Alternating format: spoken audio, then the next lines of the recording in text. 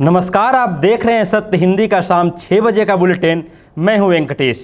नेपाल में भीषण बाढ़ की चपेट में आए कई गांव, 150 भारतीय लापता। बिहार में बीपीएससी परीक्षा में हुई कथित गड़बड़ी का मुद्दा राहुल गांधी ने उठाया है। अमेरिका में आरएसएस प्रमुख मोहन भागवत के कार्यक्रम को लेकर विवाद बढ़ गया है। कार्यक्रम से पहले न्यूयॉर्क में पोस्टर वॉर शुरू। उधर बढ़ती महंगाई को लेकर कांग्रेस अध्यक्ष मल्लिकार्जुन खड़गे ने केंद्र सरकार को घेरा है। उन्होंने खाने पीने की बढ़ती कीमतों पर सरकार से सवाल पूछे हैं। इन सभी खबरों पर होगी विस्तार से बात, लेकिन सबसे पहले नजर डालते हैं आज की बड़ी सुर्खियों पर। बीपीएससी विवाद पर राहुल गांधी का हमला, परीक्षाओं में गड़बड़ी और छात्रों पर कार्रवाई को लेकर पूछे सवाल। मोहन भागवत के अमेरिका दौरे का विरोध, न्यूयॉर्क में पोस्टर और कार्यक्रम को लेकर बढ़ा विवाद। बढ़ती महंगाई पर खड़गे ने सरकार पर हमला, प्याज, तेल और चीनी की कीमतों पर उठाए सवाल। यूपी चुनाव से पहले सपा का बड़ा वादा, महिलाओं को हर साल 40,000 रुपये देने का किया ऐलान। भोटे कोसी नदी में अचानक आए उफान ने तिमोरे को अपनी चपेट में ले लिया। नदी का सैलाब इतना भयावह था कि कई गांव जलमग्न हो गए, पुल क्षतिग्रस्त हो गए और सड़कें बह गईं। इस घटना में 105 भारतीय पर्यटक लापता होने की खबर है। बाढ़ से सबसे अधिक नुकसान चीन नेपाल सीमा से सटे क्षेत्रों में हुआ है। राहत और बचाव कार्य जारी हैं, जबकि प्रभावित इलाकों में जनजीवन बुरी तरह से प्रभावित हुआ है। वहीं नेपाल में आई बाढ़ को देखते हुए बिहार सरकार, आपदा प्रबंधन विभाग और जिला प्रशासन भी अलर्ट मोड पर है। साथ ही जो यूपी के कई जिले हैं उनको भी अलर्ट मोड पर रखा गया है। कांग्रेस सांसद राहुल गांधी ने बिहार में आयोजित होने वाली भर्ती परीक्षाओं को लेकर राज्य सरकार पर निशाना साधा है। उन्होंने भर्ती परीक्षाओं में कथित गड़बड़ियों, पेपर लीक और छात्रों के भविष्य से जुड़े मुद्दे पर कई सवाल उठाए। लोकसभा में नेता प्रतिपक्ष राहुल गांधी ने सोशल मीडिया पर पोस्ट कर लिखा, बिहार के छात्रों का सवाल बहुत सीधा है। भर्ती परीक्षाओं में गड़बड़ी क्यों हो रही है, पेपर लीक के आरोपों पर कार्रवाई क्यों नहीं हो रही और युवाओं के भविष्य के साथ खिलवाड़ कब तक जारी रहेगा। उन्होंने कहा कि बिहार लोक सेवा आयोग बीपीएससी की परीक्षाओं को लेकर विवाद कोई नया नहीं है। छात्र लंबे समय से भर्ती परीक्षा प्रक्रिया, पैटर्न, परिणामों में देरी और पारदर्शिता जैसे मुद्दों को लेकर आंदोलन कर रहे हैं। राहुल गांधी ने आरोप लगाया कि सरकार छात्रों की चिंताओं का जवाब देने के बजाय उन पर बल प्रयोग कर रही है। उन्होंने कहा कि प्रदर्शन कर रहे छात्रों पर लाठीचार्ज और वाटर कैनन का इस्तेमाल किया गया तथा कई छात्रों को हिरासत में ले लिया गया। उन्होंने सीवान के प्रदर्शन के दौरान हुई गोलीबारी की घटना का भी उल्लेख किया। नेता प्रतिपक्ष ने कहा कि यह केवल पुलिस कार्रवाई का मामला नहीं है, बल्कि सरकार की कार्यशैली, जवाबदेही से जुड़ा मुद्दा है। उन्होंने आरोप लगाया कि सरकार छात्रों के सवालों का जवाब देने की बजाय दंडात्मक कार्रवाई कर रही है। राष्ट्रीय स्वयंसेवक संघ यानी आरएसएस के सरसंघचालक मोहन भागवत के अमेरिकी दौरे को लेकर विरोध के स्वर उठने लगे हैं। 29 अगस्त को न्यूयॉर्क में होने वाले उनके कार्यक्रम से पहले शहर में विभिन्न इलाकों में पोस्टर लगाकर मोहन भागवत और आरएसएस का विरोध किया जा रहा है। न्यूयॉर्क में भारतीय अमेरिकी मेयर जोहरान ममदानी ने भी इस कार्यक्रम को लेकर अपनी असहमति जताई है। ममदानी ने कहा, मैं इस रैली का समर्थन नहीं करता, लेकिन मुझे नहीं पता किसी निजी कार्यक्रम को रद्द करने का अधिकार शहर प्रशासन के पास है या नहीं।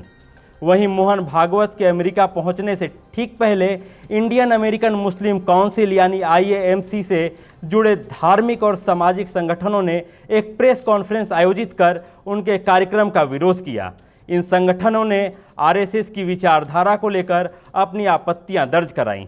गौरतलब है कि आरएसएस के शताब्दी वर्ष के वैश्विक संपर्क अभियान के तहत मोहन भागवत अमेरिका पहुंचे हैं। अपने दौरे के दौरान वह एक विशेष कार्यक्रम में करीब 5,000 भारतीय मूल के लोगों और प्रवासी भारतीयों को संबोधित करने वाले हैं।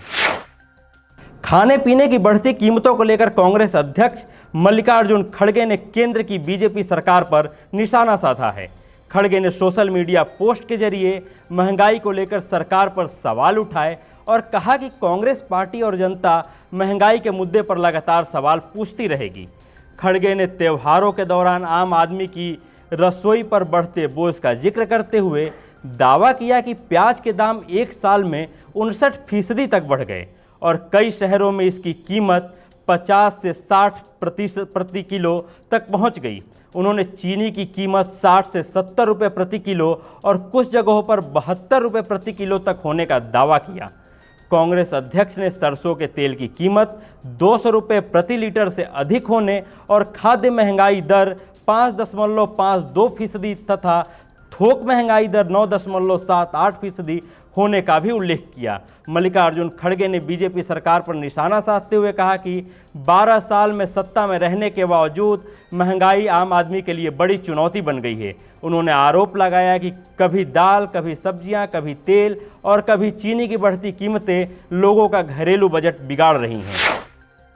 यूपी विधानसभा चुनाव से पहले समाजवादी पार्टी ने बड़ा चुनावी ऐलान किया है।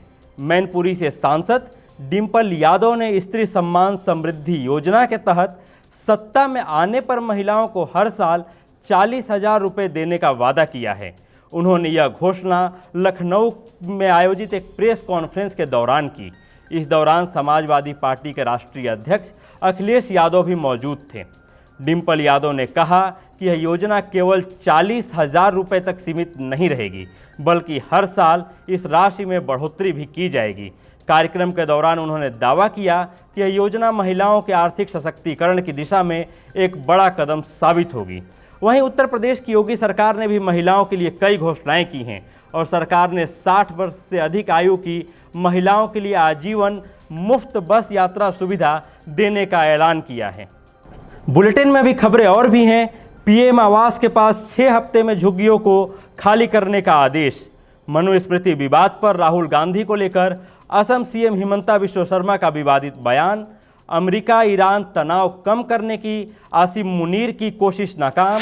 तुर्की में धार्मिक संगठन फुरकान आंदोलन से जुड़े अल्पसलान कुयतुल को गिरफ्तार किया गया। संयुक्त राष्ट्र की नस्लीय भेदभाव उन्मूलन समिति यानी UNCERD की टिप्पणियों को भारत ने बुधवार को सिरे से खारिज कर दिया। विदेश मंत्रालय के प्रवक्ता रणधीर जायसवाल ने समिति की टिप्पणियों को तथ्यों से परे और राजनीति से प्रेरित बताया। दरअसल संयुक्त राष्ट्र की नस्लीय भेदभाव उन्मूलन समिति ने भारत में अनुसूचित जाति, अनुसूचित जनजाति, दलितों और रोहिंग्या शरणार्थियों समेत कुछ समुदायों के मानवाधिकार स्थिति को लेकर गंभीर चिंता जताई है। समिति ने भारत से भेदभाव, नफरत फैलाने वाले भाषण यानी हेट स्पीच और घृणा अपराधों के मामलों में तत्काल प्रभावी कार्रवाई करने को कहा है। समिति ने मानवाधिकार उल्लंघन के मामलों में जवाबदेही सुनिश्चित करने और पीड़ितों को न्याय दिलाने की दिशा में भी कदम उठाने की सिफारिश की। हालांकि भारत सरकार ने समिति की इन टिप्पणियों को खारिज कर दिया। विदेश मंत्रालय ने कहा कि समिति की टिप्पणियां तथ्यों पर आधारित नहीं हैं और इनमें राजनीतिक पूर्वाग्रह नजर आता है। मनुस्मृति पर जारी विवाद के बीच असम के सीएम हिमंता बिश्व शर्मा की प्रतिक्रिया सामने आई है। सीएम शर्मा ने कहा कि राहुल गांधी बार बार चुनाव हारते हैं, फिर हल्ला करते हैं, मीडिया उन्हें प्रमोट करता है, वो चुनाव हारते हैं और विदेश चले जाते हैं। दरअसल पुणे में अपने छात्रों की गूंज प्रोग्राम में राहुल गांधी ने महिलाओं की आज़ादी और उनकी पहचान पर बात की थी। राहुल गांधी ने मनुस्मृति प्रतिशतात्मक सोच पर सवाल उठाए थे। उन्होंने कहा था कि लड़कियों का आज़ाद होना जरूरी है, किसी महिला को किसी पुरुष के नियंत्रण में नहीं रहना चाहिए। सुनिए सीएम हिमंता बिश्व शर्मा ने क्या कहा। राहुल गांधी एक पागल है, पागल था, वो पागल ही रहेगा। राहुल गांधी का साथ क्या बात करें, वो बार बार चुनाव हारते हैं, फिर थोड़ा दिन हल्ला करते हैं, मीडिया उनको प्रमोट करता है, फिर एक चुनाव हार जाते हैं, फिर फॉरेन चला जाता है। पागल का बारे में आप क्या चर्चा करें। तेहरान और वाशिंगटन के बीच बढ़ते तनाव को कम कराने की कोशिश में ईरान पहुंचे पाकिस्तान के फील्ड मार्शल आसिम मुनीर को दौरा बीच में खत्म कर वापस लौटना पड़ा। CNN की रिपोर्ट के मुताबिक ईरानी नेताओं ने अमेरिका के साथ टकराव खत्म करने के लिए अपनी शर्तों में ढील देने से इनकार कर दिया, जिसके बाद मुनीर की मध्यस्थता की कोशिश आगे नहीं बढ़ सकी। बताया जा रहा है कि आसिम मुनीर ने अमेरिकी राष्ट्रपति डोनाल्ड ट्रंप के संदेशवाहक के तौर पर तेहरान पहुंचे थे। उनका मकसद ईरान और अमेरिका के बीच तनाव कम करने के लिए बातचीत का रास्ता तलाशना था।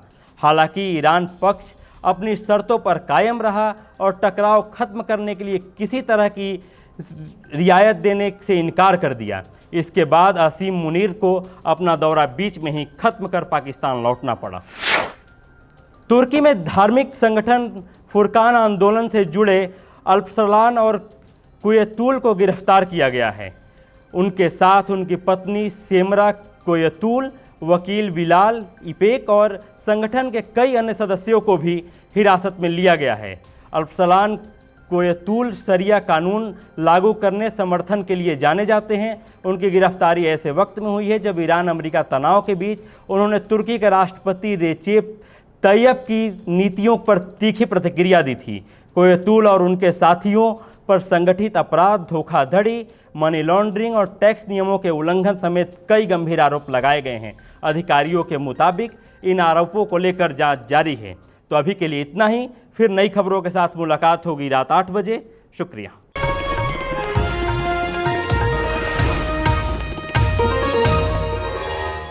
Copyright disclaimer under Section 107 of the Copyright Act 1976. Allowance is made for fair use for purposes such as criticism, comment, news reporting, scholarship, and research. Fair use is a use permitted by copyright statute that might otherwise be infringing.